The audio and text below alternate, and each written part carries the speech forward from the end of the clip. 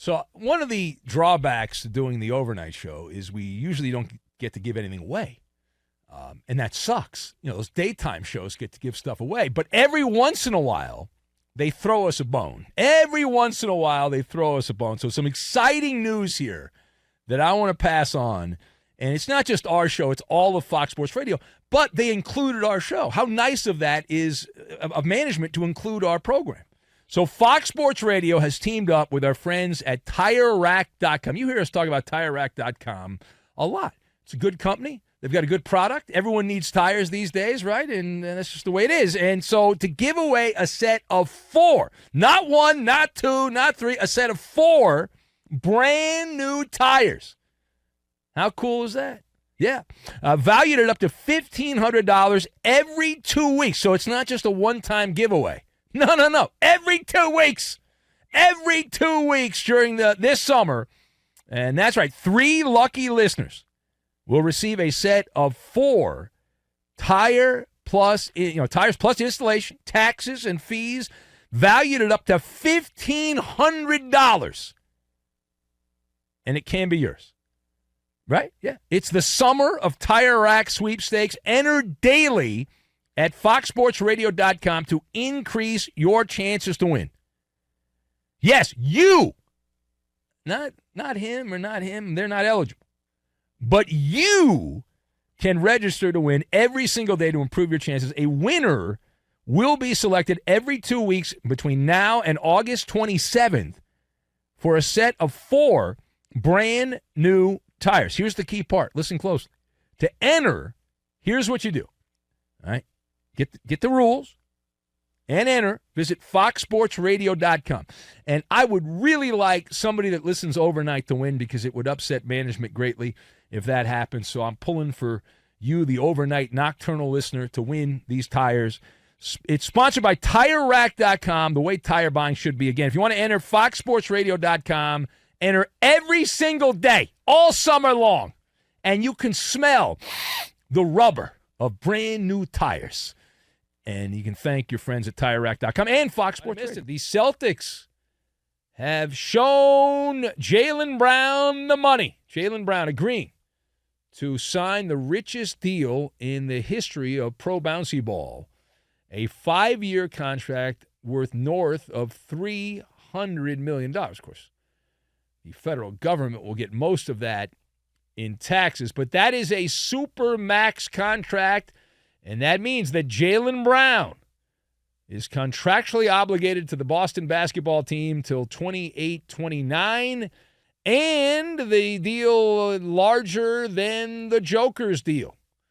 As Nikola Jokic, the 2-time MVP, finals MVP, horse racing champion, who did a happy dance after his horse won some random race in Serbia.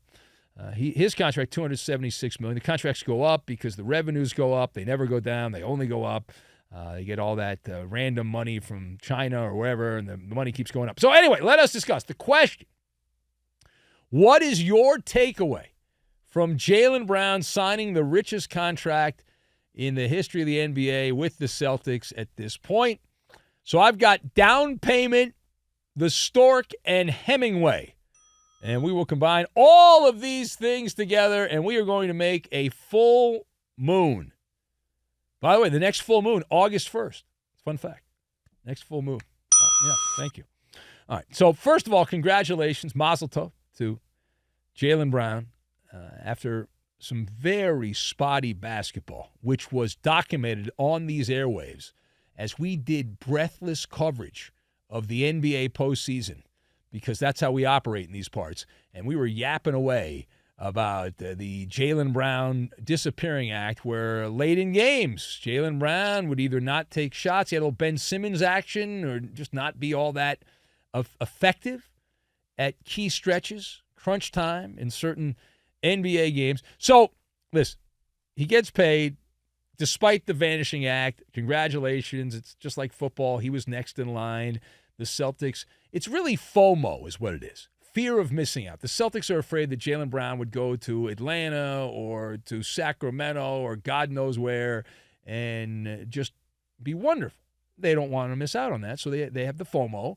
And so FOMO is very expensive. When you have FOMO, you end up paying a lot of money. And the Celtics, it cost them over $300 million to pay to avoid the FOMO. They will not miss out on whatever Jaylen Brown turns out to be over the next chapter of his career. And it's just interesting to note, with all of the little clues that were tossed out from Jaylen Brown, that he didn't like Boston. Boston didn't like him. Here he goes out, he wins the Powerball, and he's not even the top player on his own team. Jason Tatum is a better player than Jaylen Brown. And if you don't believe me, ask the Celtics. They believe that too. It's Jason Tatum's team, but Brown got paid. Good for him. Congratulations. And he wins the Powerball. He gets all the money and all that. But it was just a couple of months ago. Let's go back to the archive. I went back because I thought maybe I'm having some neurosis here. I'm losing my mind. And I said, no, let me go back and check. And I went back into the archive, and I was like, I remember Jaylen Brown, he whined to the New York Times, the old gray lady, the New York Times, about the adversity that he felt in Boston. And he talked about having issues with his business and buying a house and all these problems because of Boston. And he said he had also experienced issues with certain factions of the Leprechaun fan base. And all of that, it turns out, was skullduggery. All of it. The adversity. Not saying it didn't happen. I'm saying it didn't matter, is what I'm saying. It didn't matter. So, congratulations. You got paid. You got paid. Way to go. But the lesson, if there is a teachable moment from this story, the lesson is this. Money may not buy happiness, but it certainly helps put a nice down payment on some satisfaction. And the famous drug lord Pablo Escobar, we've used this quote of his. He was credited with saying, everyone has a price, which you've heard before.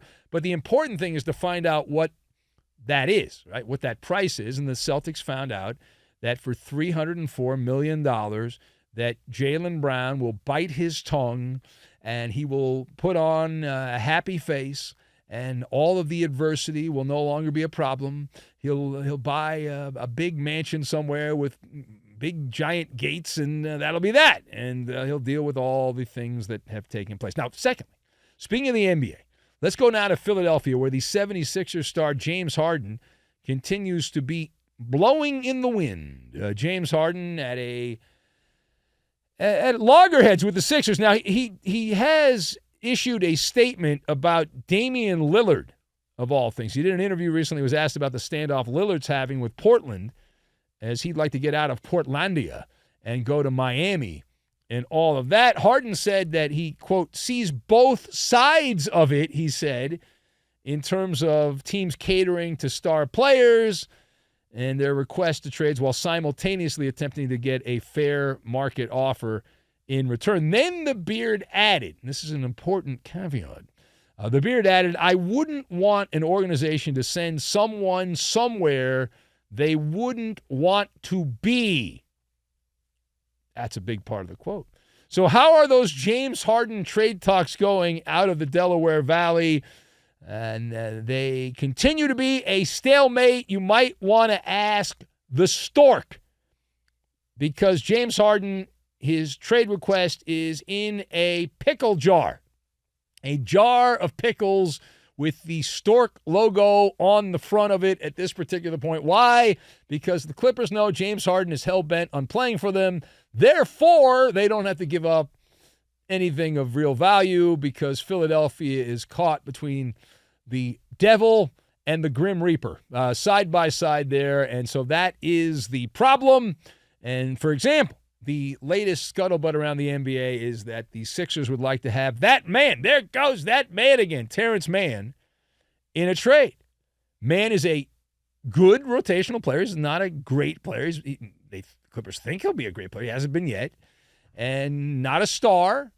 And so the Clippers won't even trade a guy who's a rotation guy but not a star for James Harden, a Hall of Famer. And it actually makes sense. It actually makes sense because Harden's getting older. He's a short-term option. He's like an Airbnb. You go stay at an Airbnb, you're not going to live at the Airbnb. You're going to stay there, and then you're going to move on. And maybe you stay for a week, maybe you stay for a couple of days, maybe it's a month, but there's a finite amount of time that you stay. And James Harden, you look at this, and it's the same situation. The Clippers are in a position of strength here, and Harden is just going to become more powerful as a firecracker if he doesn't get his way. All right, final thought. To Dallas we go. Interesting plot twist in the ongoing Luka storyline. So the Maverick officials, we have learned now, called out Luka Doncic. They called him into the principal's office. He was called to the carpet. Why? He's a fatty. That's why. Yeah, that's the story there. And he doesn't make headlines. Like Zion Williamson of the Pelicans gets a lot of grief for enjoying the finer foods of life, but Luka has at times been a big fat tub of goo for the Dallas Mavericks, and it appears the team has realized this is a problem. In fact, at one point he was 30 pounds over his playing weight while playing for the Mavericks. And hey, I get it. I've been battling the weight thing, the battle of the bulge. I understand. Now we are told that Luka hired a nutritionist to help him this offseason, and he's been lampooned for his fitness level. In fact, one of the reasons the Mavericks raised holy hell and made this an issue is because Luka was tied for 39th in the entire NBA last season at fourth quarter scoring, which means he was falling apart as the game progressed. And the working hypothesis is that he ran out of gas because he had too many ding-dongs and fruit pies, and that was the problem. So the question, real quick, will Luka Doncic, in his improved conditioning in Dallas, make a major difference? And I'm going to go no on this, and I'll tell you why. It seems crazy to say no. But let me make my very brief pitch as to why I don't think it's going to matter that much, and here's why. It's like the old Ernest Hemingway quote that never confuse movement with action. I don't doubt that Luka's going to lose some weight. You hire a nutritionist. These guys are super rich. They can hire all the top people around them. You lose some weight. The problem with Luka is he's a designated hitter. He doesn't play defense. And that's an issue. Like, he'll score more points in the fourth quarter, but the defensive side, that's all about effort. He doesn't even try. He's a matador. Ole, ole, ole, ole. Yeah. He is a matador at a bullfight on defense. It's a clear path to the basket. You just dribble past Luka. And that's not going to, even if he's in shape, that's not going to change.